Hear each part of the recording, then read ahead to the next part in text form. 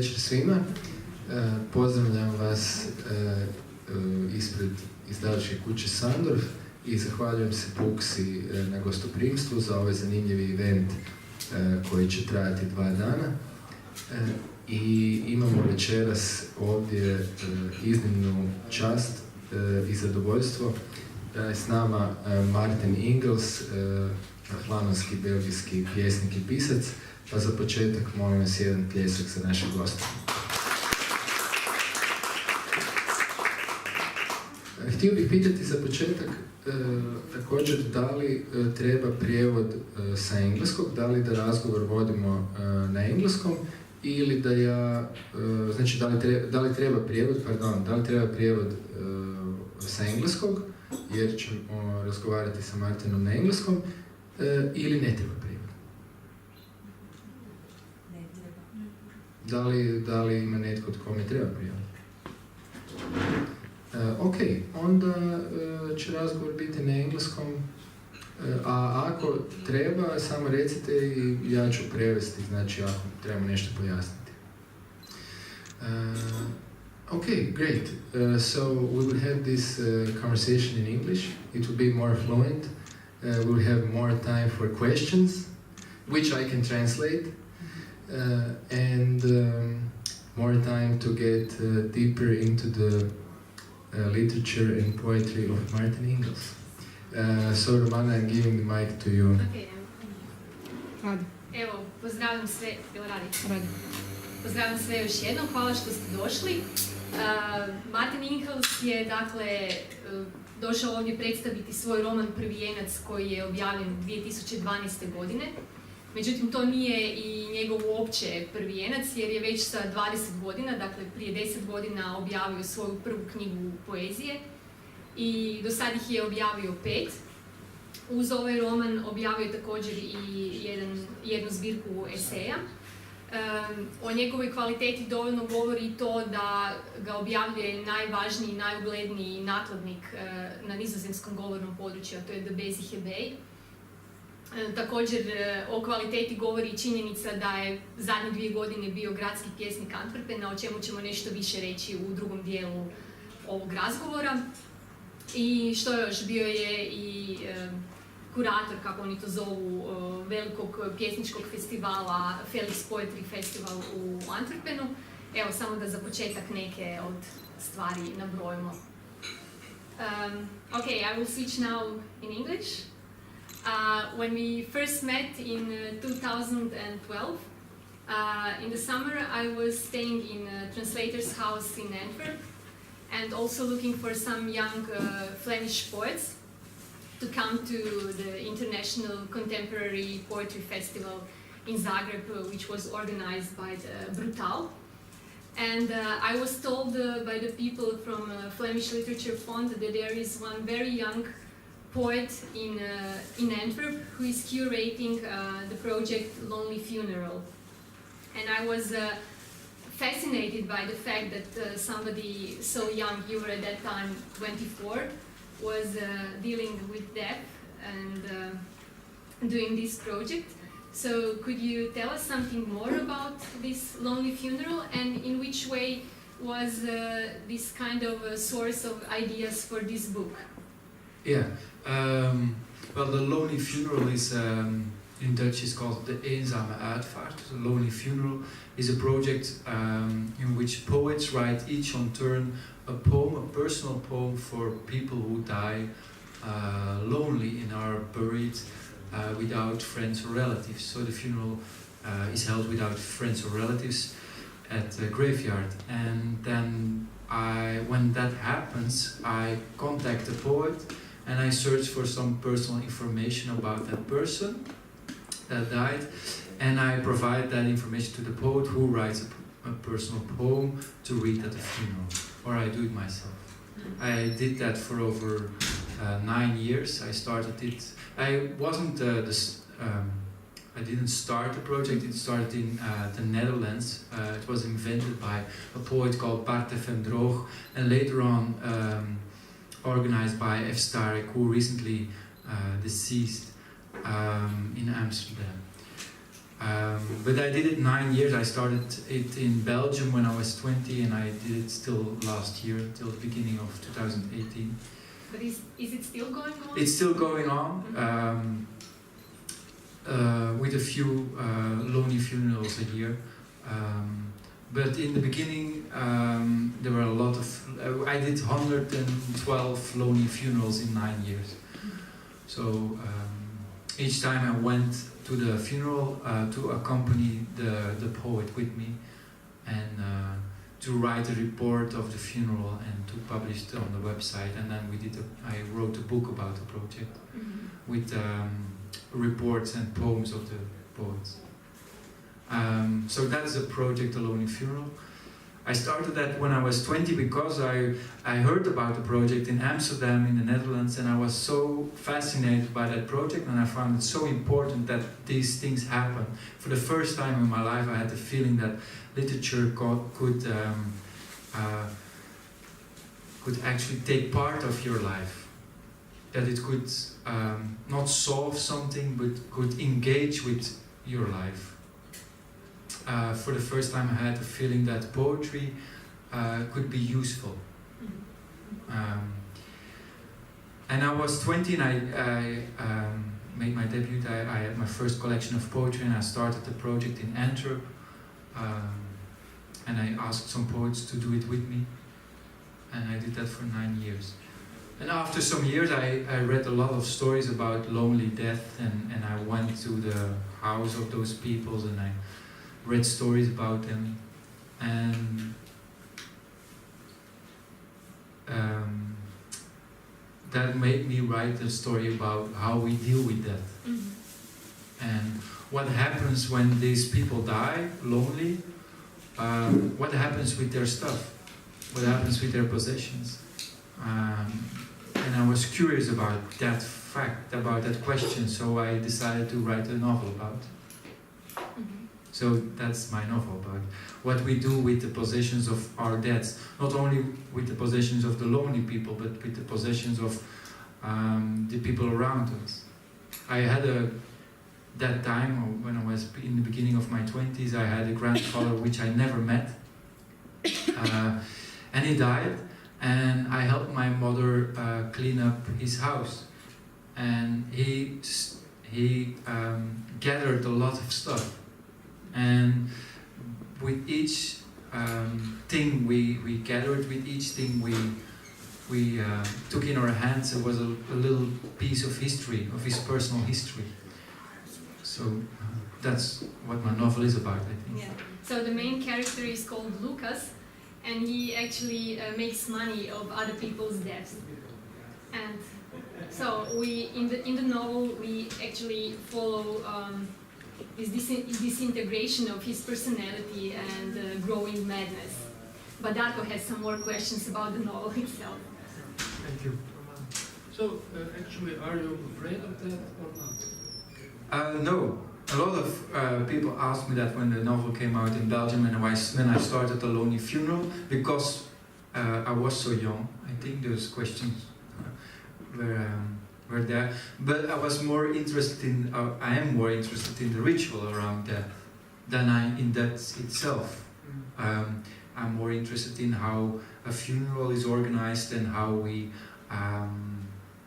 make a little theater around it, and also about the trading of death.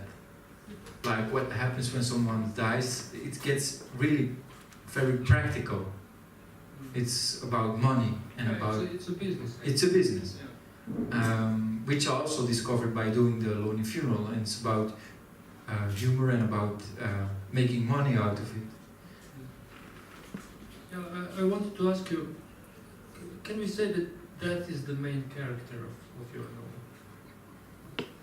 Or maybe one of the main characters? One of the main characters, and also madness. Madness about that. So the main character loses his wife or girlfriend, and he tries to recollect her.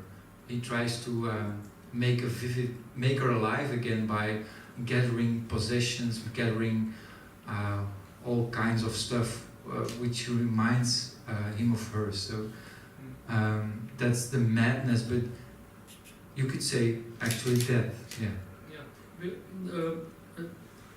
Is your novel more about love or death? What do you say? I hope it's equal, but maybe that's a diplomatic answer. Yeah. But I hope it's equal. Like I try to write a love story, and I try to make the love story turns around into a story about how we deal with death of our loved ones. So what would you say? Who is more emotionally damaged or wounded, Lucas or Robin? I think Lucas, definitely. Oh, really? Yeah. Yeah, because in the moment he seems like quite rational, grounded, and Robin seems like all these dead birds. Yeah, she. They're twisted. Lucas is more damaged? He's very rational, but then he start to get mad. He disintegrate, like Romana said. The other way around, like his girlfriend. So everything is changed in half the book. Yeah, after her death, he became kind of more obsessed with her than when she was alive. Yes. Is it love or pathology? It's pathology. I met a psychiatrist to talk about the subject and to talk about what actually happens with this character in my novel. It's getting worse and worse and worse. And I was, so he's getting very mad. And that, okay, you wrote about love affair, death, grief, memory, loneliness, even sperm donation. So it's rather ambitious. And that in 150 pages. Yeah. So are you satisfied with the final result? Would you change anything now? I haven't read the novel in about 6 years. Yeah. So I was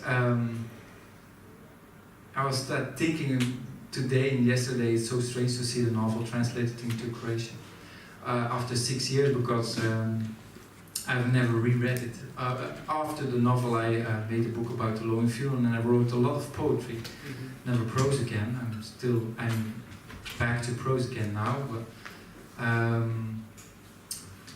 I think I'm satisfied, but I have to reread the novel. Maybe when I'm going to read a small piece, I can say afterwards which word I would change. Okay. Well, my last question for now. Do you prepare any new novel or something? I'm working on prose now, Okay. with something completely different. Okay. Call us when you finish. Okay. In which way different? I think this one is a very psychological novel, very realistic in some sort of way. Not all of it, but it's a very psychological portrait of this character and about this love story and story of death. I think I'm now working on some other things and other themes of but I can't say anything about it or I would destroy it. Okay. Shall I read something? Yeah, Or no? Maybe I wonder. Do you consider this work as kind of melodramatic? That's a good question. Because I wrote on the back that you are on the edge of melodrama, but you never crossed it. That's a good thing to hear then. Yeah. I couldn't read into the back of the book. I hope so. I know it's a difficult line. I recently read Kundera on the notion of kitsch in novels, and I'm with Kundera on that one. Like it's a difficult line, and I think I'm well balanced. But it is a story about death and love, and you have to go. I want to make it sharp, and I want to make it really about something. And more I'm convinced that also in my poetry, that my poetry and my work, my recent work, is very naive and very emotional. But if you do it well, and if you do it right, you have a real connection with the readers, but also with yourself and with your work. And so this novel is a very emotional novel. So it's a melodramatic. But on the right side. On the edge of But I have read also a lot of humor in it. That's this sort of melodramatic. Yeah, that's what Kundera said. Yeah. Kundera said, I read it recently, like you have about the notion of humor, and in this work it's also very important. So, and that's it. I believe in the power of humor.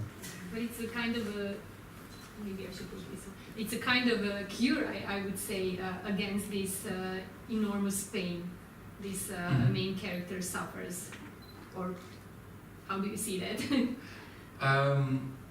It's a kind of specific humor, like black humor on the side of the graveyard. I heard a lot of jokes from the people working at the Lonely Funeral, like people who are working in the business. So there's a lot of humor in the business of death, which I implemented in a novel sometimes, or used in novel to make the story lighter, and so it's very important. Yeah, you managed to describe some of these awful moments in a humorous way.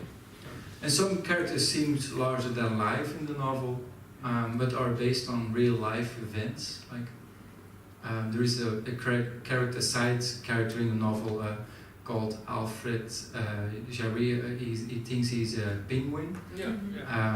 Okay, read the novel. But he thinks he's a penguin, and it's getting very weird around him, but it's based on real life. So sometimes you don't have to invent humor in your life. Okay, thanks. I've seen a notification for a funeral company a few years ago here in Zagreb, and it's amazing. It said, we are coming quickly any day, any time of day or night. That would be something for in the book. Yes. Yeah. So would you like to read us something? I hope there's a translation now for the audience. Just a second. Just.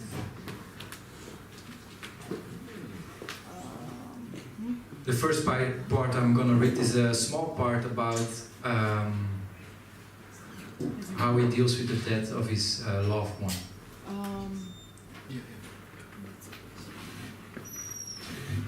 Het waren de aanrakingen die hij miste. Haar gezicht dat hij mocht... Yeah, no, it's good. Maar de aanrakingen die hij miste. Haar gezicht dat hij mocht kussen. Nog hetzelfde uur na haar dood werd Robins lichaam in een hygiënische plastic kist van conform de wet voorgeschreven afmetingen opgeborgen en overgebracht naar een kaal en troosteloos mortuarium. Geconserveerd in een koelkast in afwachting van een autopsie, het bepotelen door vreemde mannenhanden die de gevoeligheden, de print van moeder- en pigmentvlekken niet kenden. Zo werkt het altijd, had de uitvaartondernemer hem gezegd op de vraag waarom ze hier lag, in de kille ruimte waar ze uit een lade uit de muur tevoorschijn kwam. De mensen hoeven dit niet te zien. Maar Lucas wilde haar lichaam wel aanschouwen. Hij wilde haar betasten en aanraken, weer een rode blos op haar wangen kneden. Hij wilde de handdoeken en sponsen uit de handen van de uitvaartondernemer trekken en haar eigenhandig balsemen. Het zwartrode bloed van haar bleke lijf spoelen, de huid wassen en masseren. Bij elk lichaamsdeel wilde hij zich excuseren voor de plekken die hij vroeger nooit of te weinig aandacht had gegeven. Hij wilde de onontdekte bulten en builen, blauwe plekken en eenzame haartjes in kaart brengen. Daar in het mortuarium wilde hij tot verliezen toe memory spelen met haar lichaam. Hij wilde haar aankleden als een poppetje, toedekken met een liedje en een lijkwade. Hij wilde haar opbaren in het mooiste wit dat er beschikbaar was. In het zuiverste en meest smetteloze wit. Het wit waar de porseleinmaker jaloers op wordt. Het wit van de sneeuw in het winterse maanlicht. Dat van de cumuluswolken boven een weiland. Lucas wilde haar het wit geven dat alle ogen verblindt. Hij wilde de schroeven in het deksel van haar kist draaien, één voor één. Hij wilde het geknars van de houten plaat horen, de koude handvatten in zijn handpalmen voelen. Daarna had hij naar huis willen rennen en de gevel van zijn appartement met zwarte doeken bekleden ter kennisgeving van haar dood. Dit wilde hij van het dak roepen. Dit is wat de dood met een mens doet. Pas dan zou hij haar echt hebben aangeraakt. Dit stuntelige ruiken, tot hier. Still here. And I'm gonna read the next part.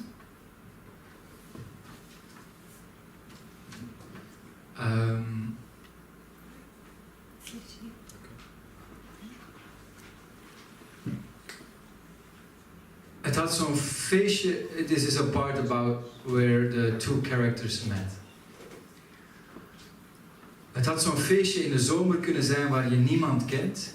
De muziek veel te hard staat om een fatsoenlijk gesprek te houden over de invloed van het caviarsocialisme op de teloorgang van de maatschappij. En sommige mensen je komen vragen hoe je hier terecht bent gekomen. En je dan zegt, ik ben met Victor, maar op het hele feestje is er natuurlijk geen Victor te bekennen. Iemand stampte op de grond en zo ontstond er een feest. Het is nooit belangrijk wie er is, zolang er maar mensen zijn die er als een bespottelijke paradijsvogel voorbij lopen of in een andere kamer op een piano willen rammen en bij het zingen van Hit the Road Jack hun keel openzetten, zodat je de amandelen met elkaar ziet pingpongen. Meestal werd zo'n feest georganiseerd in een appartement dat hoog boven de stad uittorende, omdat de gastheer geroemd kon worden om het excellente uitzicht. Bij zonsondergang rolden de O's en de A's uit de opgewonden monden van de bezoekers in houthakkershemden, waarna de nuttelozen van de nacht naar de bar terugkeerden.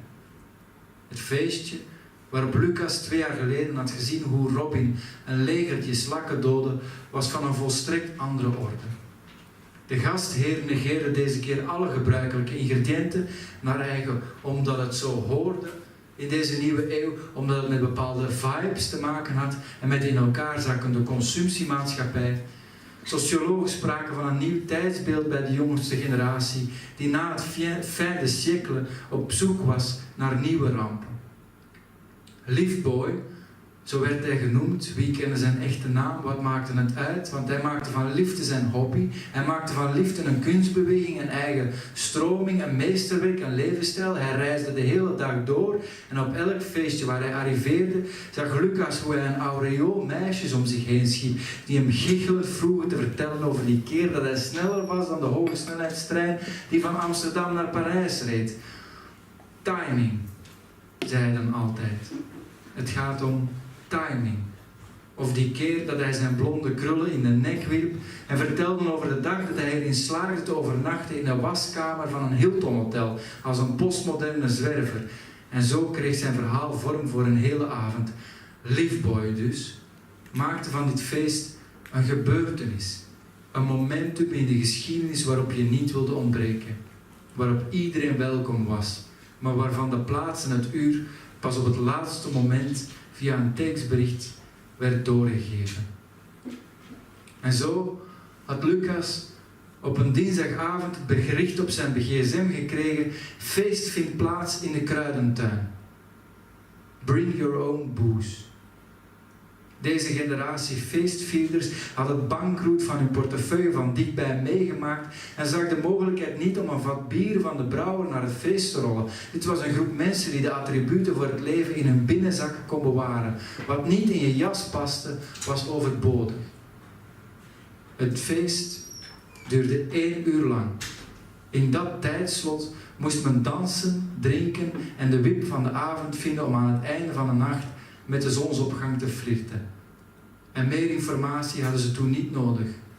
Er was iemand met een blokfluit en een cello aanwezig en wonderwel paste dat voor iedereen goed samen. Er werd tussen de begonia's, de lelies en het koninginnenkruid gedanst. Er sneuvelde anemonen en Sint-Jacobskruid en sommigen rukten de bladeren van een exotische plant met felle kleuren om op te kauwen en zo homeopathisch high te worden. Een doffe hitte hing over de tuin en de huizen eromheen. Het was 23:07 toen Lucas over het muurtje van de kruidentuin klom en om 23:14 zag hij Robin gehurkt onder enkele rozenstruiken waar ze zout aan het strooien waren. Ten einde de kaalslag door de oprukkende tuinslak een halt toe te ruipen. Het was augustus. Lucas had haar nog nooit eerder gezien.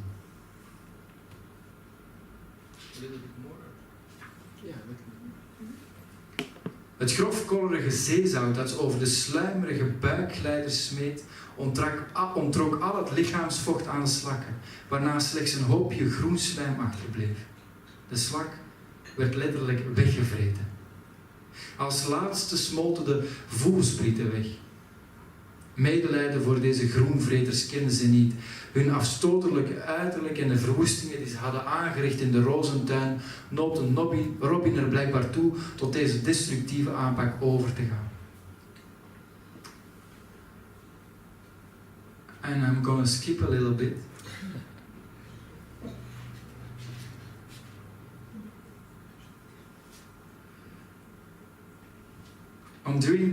Om 23:16 had Robin zich nog steeds niet omgedraaid of aanstalten gemaakt onder de struiken vandaan te komen en op te staan. Dus tikte Lucas zijn voet tegen een van haar blauwe laarsjes. Hij wist nog altijd niet waar die blinde adoratie voor het achterwerk van de jonge vrouw vandaan kwam of waarom hij zo nodig contact zocht. Waarom ging hij ook alweer naar dit soort feestjes? Was hij er niet te oud voor? Problemen? Vroeg ze bits. Voor mensen die haar onderbraken had ze een even hartgrondige haat ontwikkeld als voor slakken. Waar ben je mee bezig? Het was een domme vraag, besefte hij. Natuurlijk zag hij dat ze drukdoende was een klein leger aan slakken te vermoorden. Rond haar iets wat mollige lijf lag het slagveld met dode troepen verzameld. Tussen al de pastelkleurige kalkhuisjes lag zij, de lijkenpikker, die de kostbare schilden van de beestjes ontvreemde. Zie je toch? Zei ze. Die verdomde beesten de nek omdraaien. Is dat wijn? Lucas had inderdaad een glas rode wijn vast dat hij uit iemands handen had weten te ontfutselen. Hij gaf haar het glas waarna ze ervan dronk. Correctie. Ze kipte het goedje achterover en veegde dan met de mouw van haar blauwe jasje haar mond af. Nu pas zag hij de uitgroei die zo kenmerkend is bij het blonderen van bruine haren. Ze had een fijn gezichtje dat niet helemaal paste bij haar dikkere bovenarm. Een vriendelijk gelaat. Dat wel, vond Lucas. Hou je niet van slakken? Vroeg hij onbeholpen. Slakken, vogels of olifanten, zei ze. Geen enkel dier had de ark ingemogen. Dat hij een kattenliefhebber was, had hij waarschijnlijk niet moeten zeggen, maar hij deed het toch. Ik houd wel van katten. Fijn voor je. Katten haat ik nog het meest van al. Hoe die arrogant door de kamer lopen, die smerige staart als een middenvinger omhoog, het getrippel om dan op je schoot te spinnen totdat je ze achter de oren krabte. Hoe ze, als je ze oppakt, skeletachtig aanvoelen en je al hun ribben, botten en knoken kunt voelen door het ruivende haar heen. Haar tirade had wellicht nog een tijdje door kunnen gaan, maar om 23:44 begonnen de sirenes te loeien. De politie had na 3 kwartier feest plots onraad geroken en was met een half korps erop uitgerukt. De politie is er, had Robin rustig gezegd. Neem mijn hand en volg me. Haar hand nemen, de vingers tussen de zijne voelen was natuurlijk een prima plan, gezien het gedruis dat op de sirenes volgde. Iedereen liep in het rond, wist niet goed hoe te ontkomen aan de politie, die in vol ornaat bij de ingang van de kruidentuin stond. Lucas en Robin zetten het op een loop naar de dichtstbijzijnde uitgang. Wat is je naam? Riep hij hijgend tijdens het rennen. Hij voelde het bloed kloppen in haar hand die hij vasthield. Robin, riep ze zonder achterom te kijken. En de vissen mogen blijven, volgde erachteraan. Die hoefden de ark niet in natuurlijk. Ze konden rond de boot zwemmen. Maar van alle dieren mogen de vissen blijven. I don't know if that's on the... Yeah. Thank you.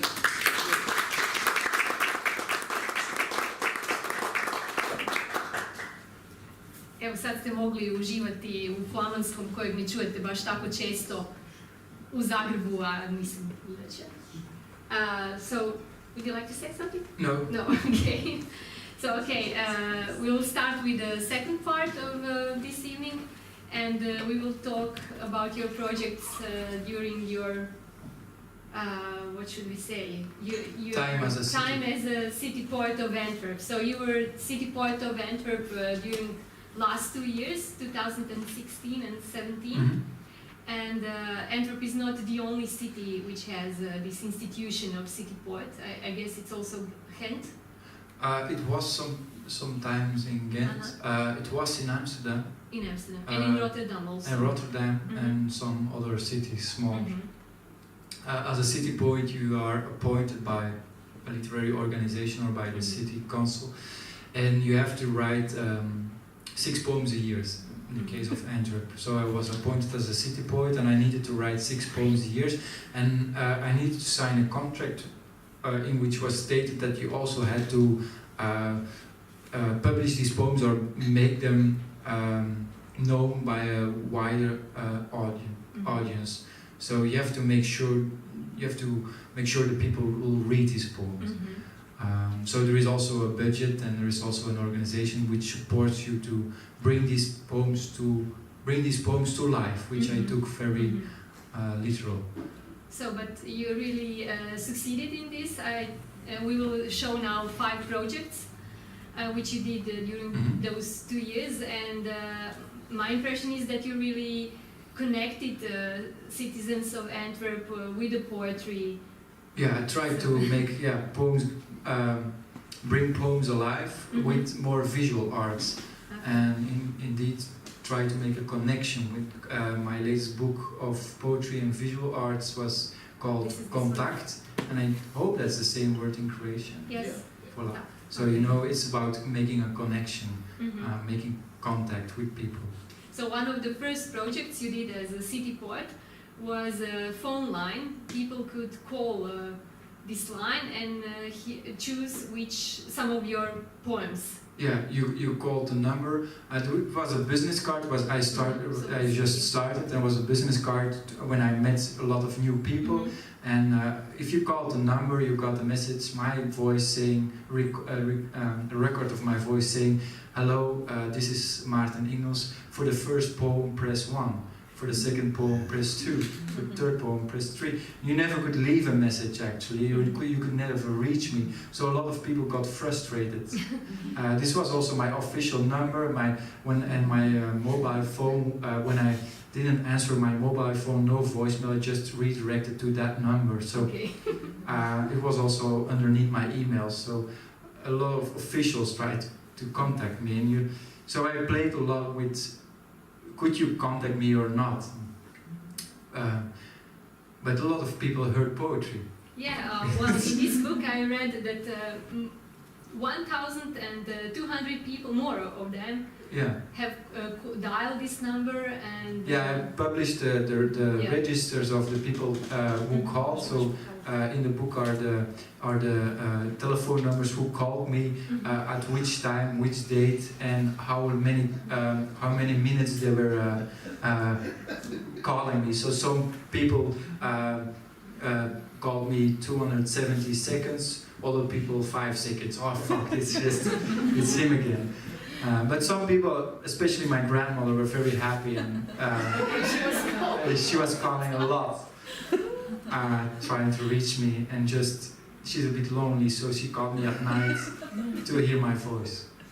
But how do you connect? It's really a huge number, thousands. Yeah, because this was my official number, so people trying to, not again,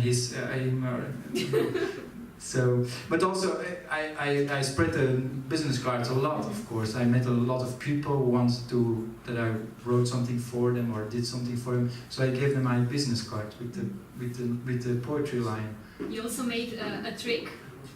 You left small wallets. Yeah, I left wallets in the city with the business card, and I tried all kinds of ways to spread out these business cards. Great. Okay, can we see the next one? So this is my favorite. So you planted some eatable vegetables in the form of a title of your poem. Yeah. It's called, in the translation it would be something like when we plant summer in each other. And you did it in some parks in Antwerp. Yeah, 4 different parks, and it was a poem about the beginning of spring. You know, the first time that spring is in the city, it's in the air, you can smell it. A lot of people getting happy outside for the first time. So that's a poem about, and I decided to plant the title. You don't see it very well on this picture in this projection, but the title is planted with rucola, spinach, and other vegetables, radish. So people could eat it, but mostly the bunnies eat it, the rabbits eat it. But you don't have any information whether people really picked it? Yeah, I heard some people who took it home. Some. But that was also the idea. Yeah, that was the idea. You could eat my poem, Poetry. and you could eat my poetry. So that was the idea. I like the idea that poetry would really pop up in the city. We had the tradition that the city poet would write a poem and it would be on display on a large banner on a building or stuff like that. And I found it a little bit, old-fashioned or a little bit boring. Like, I didn't want that my poetry was on a building. I wanted that it would pop up in the city and surprise people. Okay, can we see the next one? So this is also very interesting. So night shops and sex shops in Antwerp have to pay a special kind of taxes because they don't contribute to the image of the city. And Maarten tried to make it better in the way that you put these neon lights in the form of word poetry. Yeah, but I like the aesthetics of these shops, like the sex shops and night shops and in American delis and stuff like that. So like they're very clumsy in their aesthetics, but I like and at night they're the last sort of heaven for the restless people, for people looking for booze, cigarettes, all bad things. So they're like an attraction for me, and always flickering with their lights and funny displays. So this one has a display with ice cream. So I went to these stores and I gave them my sign which says poetry, and also I got an option that it could blink.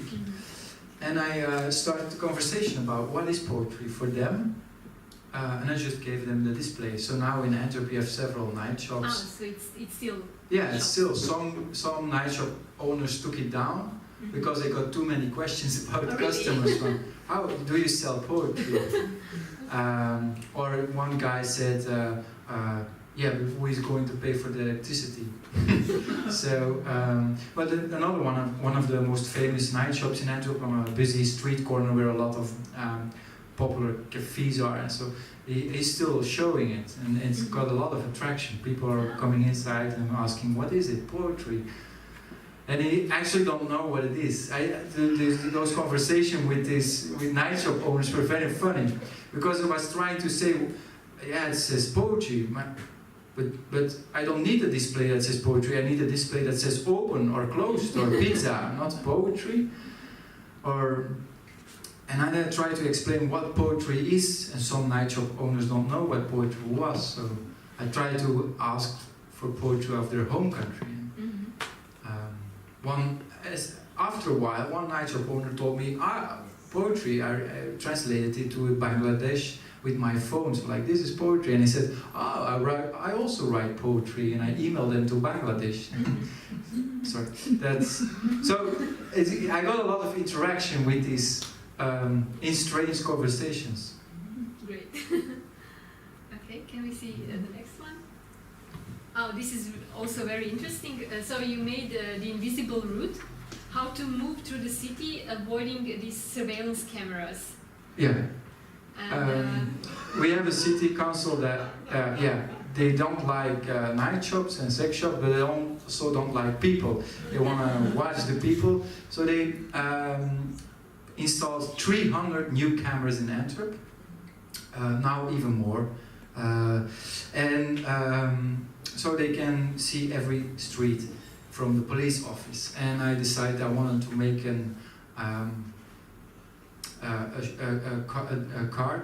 map to walk the city without being seen, to be invisible, like Charles Baudelaire once wrote in a famous poem, to emerge, to be invisible among the people, which is a very good poem. And I walked the city and I checked for the public cameras and the private ones. When I saw one, I crossed it on a map with a circle, and then I made the last route to stay invisible in the city. And do you have some information? Do people really use this map? I got a lot of questions still about people who want to have one map. But I was also aware of the problem that the city is constantly evolving. Every day it gets new cameras. So that's why the map is specifically dated as walked by Maartena Inghelsa on June 21, 2017, because that was the day I walked the last time the invisible route, and after that already the map is outdated. So if I want to have a very accurate map, I would have done it digital, but I like the way that it's like an ode, it's like it's a pastime.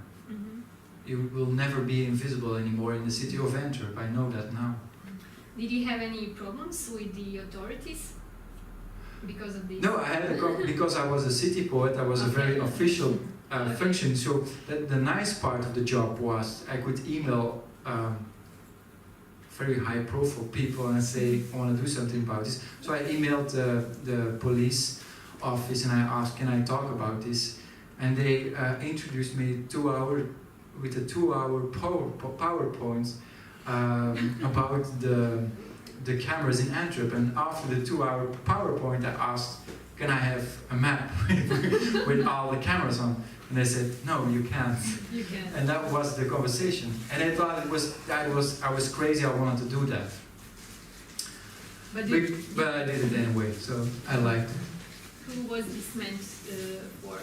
For myself in the first part, and then I printed it with an art magazine.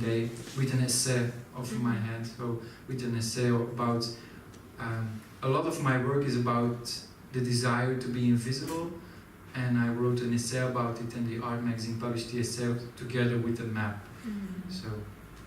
But now speaking about the authorities, is it still this Bart de Wever, the mayor of Antwerp, that's very right-wing party? Yes. Did you have any problems with them as a city poet, or you as a city poet were like protected? Yeah, they're very. It's a right-wing party, the most popular in Belgium. In Belgium right now, they're Flemish nationalists. So. They didn't like what I did, especially this one wasn't so funny for them, and also the night shop thing wasn't so good for them. So was it their idea to introduce? Yeah, it was these their idea. Yeah, and I think that's a bad thing because a lot of it makes the city vibrant, night shops, cafes, stuff like that, and installing cameras and shutting those business down is not what makes a city vibrant and creative. So, but yeah. Okay, should we see the last one? So this was one of the last projects you did as a city poet. People could get a tattoo with part of your poem, Hunger? Yes. Yes. And there were 600 people who wanted it, if I understood very well. So what was the way you have chosen these 10 people? Did they have to make some motivation letter or? Yeah, but I was surprised by that. I wrote a poem in 10 lines with the title Hunger, and I asked if there were 10 people who would like to get a tattoo of each one person get one line. So these 10 people and I am the 11th. I've got the title on my arm. These 11 people would be linked together in one poem, and we would be a walking poem for the rest of our lives. So that's my art. I could show it in real life. Then I have to undress, and it's not so decent. But but to my surprise, 600 people emailed me, and I asked them to say why they wanted that specific line, and they all wrote me an email. And in the book are their motivations along the photos. And they all emailed me a motivation why they want that specific line, why it resonated in their personal life. So some people read something in a specific line or in that poem that really resonated in their personal life, and they provided me with a story about their personal life. So it was really a personal thing. So I chose 10 people, and we tattooed them on one day in the right order, and then we took a group shot of these 11 people. The people could choose which part of their body they would get a tattoo. Some people took their legs, some people took their arms. It was a very emotional thing also to do, because we were linked with completely strangers. Those 11 people were together in one room, one day, 1 hour, and after that day we parted, and we never saw each other again all together. I saw some people again, but the idea is that within 10 years I do a reunion, and I hope everyone is still alive. You have also the tattoo shop in the book at the end of the book. Was it kind of a link or an idea that you got earlier to apply it as a city poet then? You have it here. In the novel in the novel is actually also at the end of the book. At the end of the book, the character gets a tattoo. It was something I had, an idea that I had for a longer time. I tried to make poetry in a lot of visual ways, and poetry was one of those evident ways to, tattoo was one of those evident ways to try to publish literature. And also, because what I said about in the tradition of city poets, that they would publish poems on big banners or in books or on paper, but I wanted to make poetry with people, and I wanted to make it again, to bring it to the people again, and to make a connection with those. And a tattoo was the most personal way I could do that, the most intimate and personal way I could make a story come alive.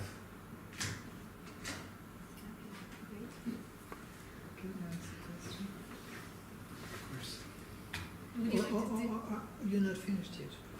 Well, more or less, yeah. No, Would you like? Yeah, so I think I can talk on. Hello. This is not very important. I'm just wondering about these 6 poems. Why do they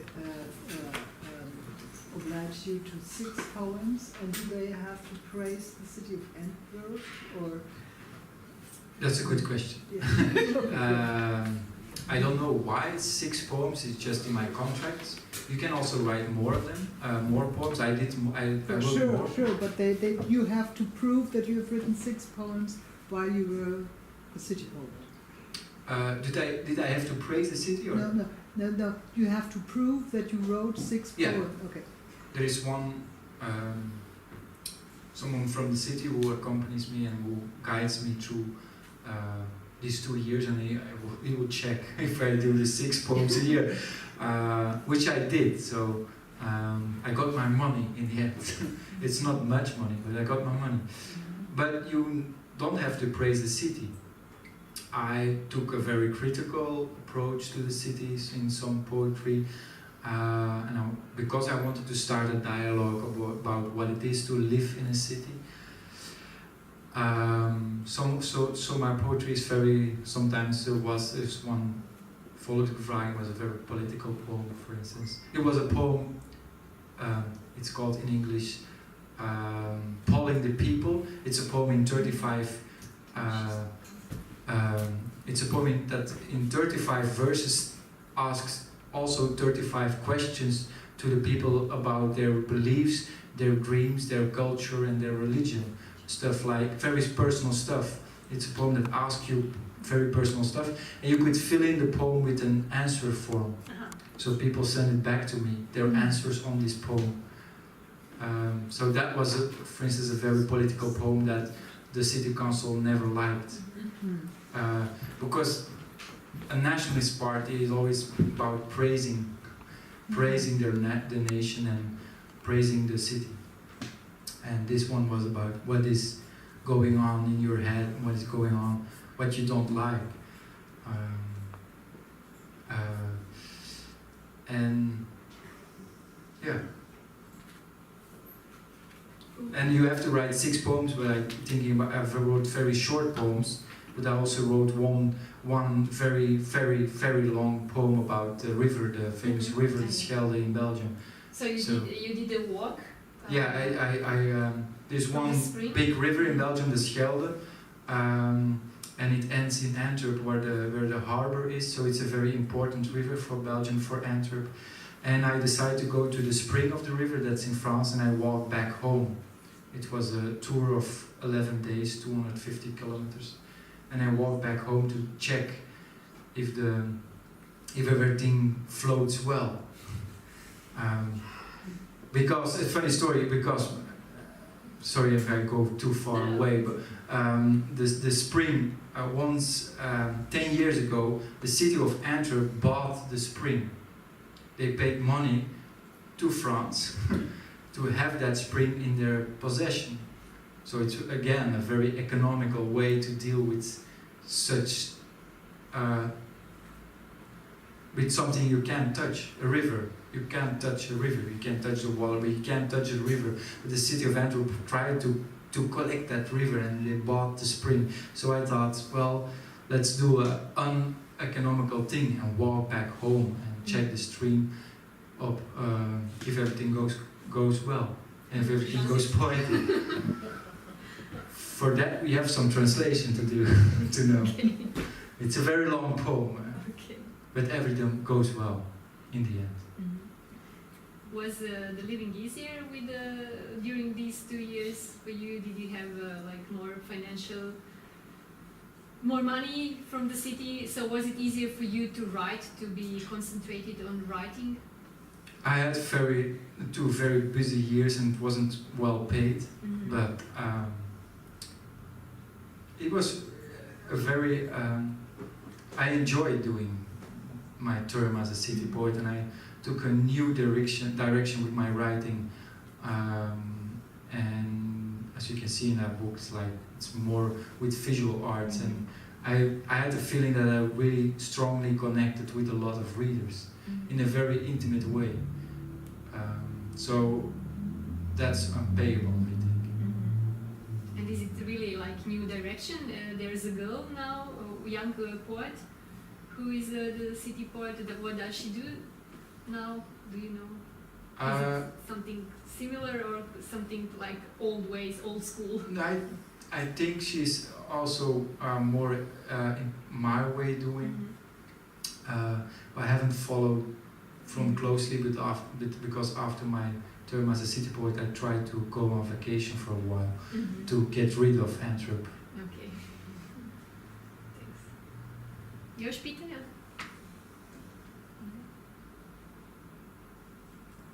Hello. I have a question. In your novel about that, I was wondering, what's your opinion, because you have so much experience with these ceremonies we make at the end of life. Why do we put so much emphasis on that? And is it because it is so abstract that we try to ignore it in life, and then when it ends, we make this big ritual? And the second question, I was interested in your, you commented about trying to be invisible in the city. Yeah, that's hard. Do you have any suggestions how to be living a good life, but also trying to be invisible in the city? I'm going to start the first question that was about why we find I think we found the ritual so important. The ritual about at a funeral, because a funeral or death is more about the living than about the death. It's more about the feelings of the living that they're trying to express their feelings into that ritual.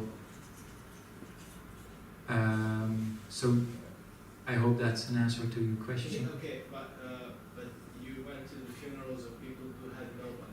Yeah, that's why, because I think that everyone deserves that ritual.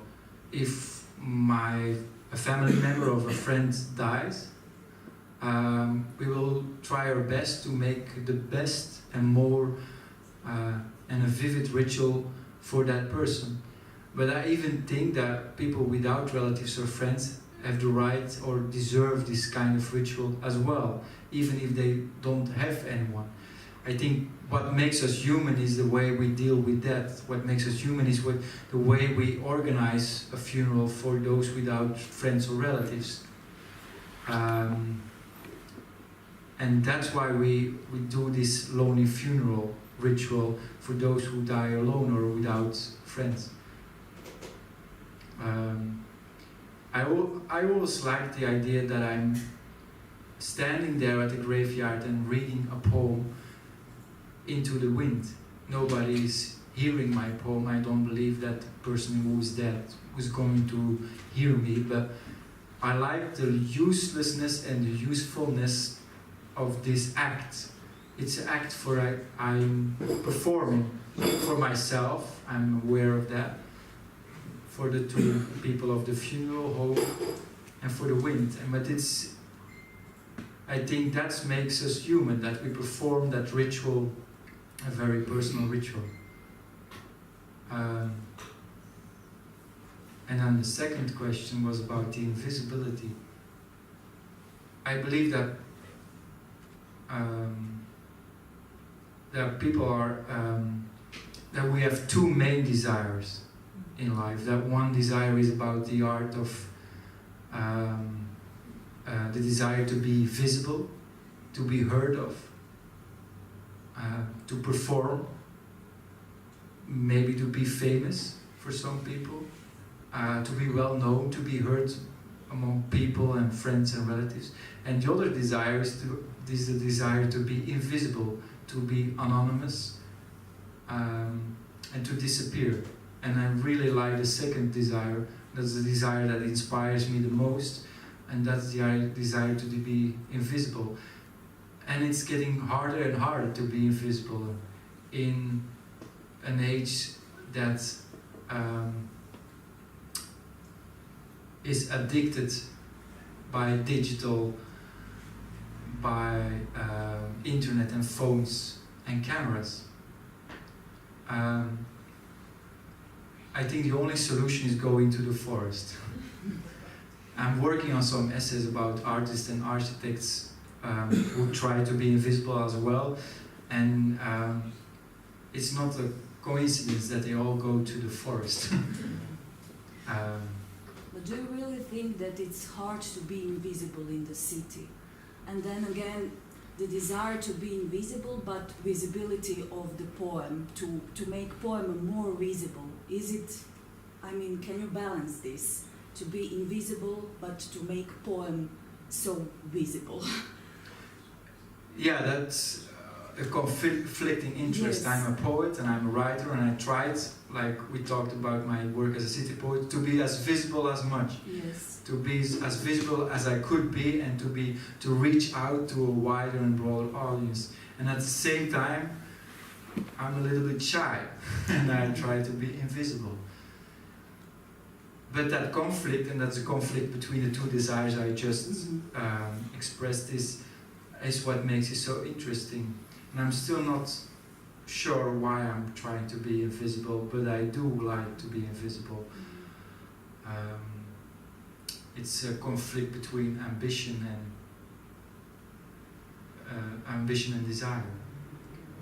Life and death. Yeah. If I could, I would be replaced by, in the book, the business card we just showed is my desire to be replaced by a machine.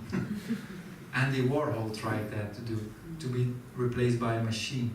And the first 9 poems of my book are about doppelgangers, about the desire to be substituted by a doppelganger, by someone else. Doppelganger?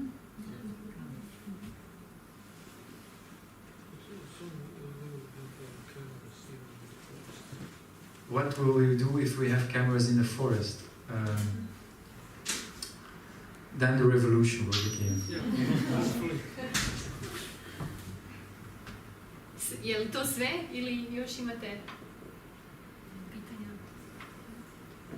The call for revolution is a nice Dobro, onda ćemo zahvaliti svima na dolasku i evo, knjige su tu, pa evo, molim još jedan pljesak za Maartena.